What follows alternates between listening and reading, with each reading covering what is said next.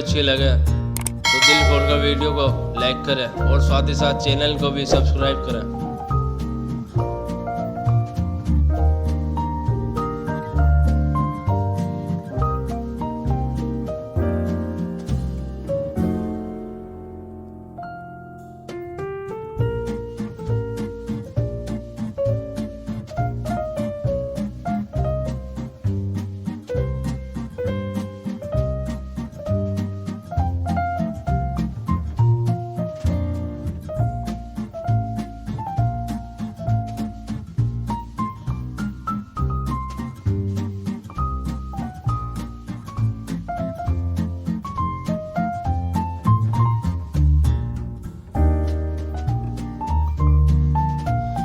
दोस्तों वीडियो कैसी लगी कमेंट करके ज़रूर बताएं और साथ ही साथ वीडियो को लाइक और चैनल को सब्सक्राइब ज़रूर करें।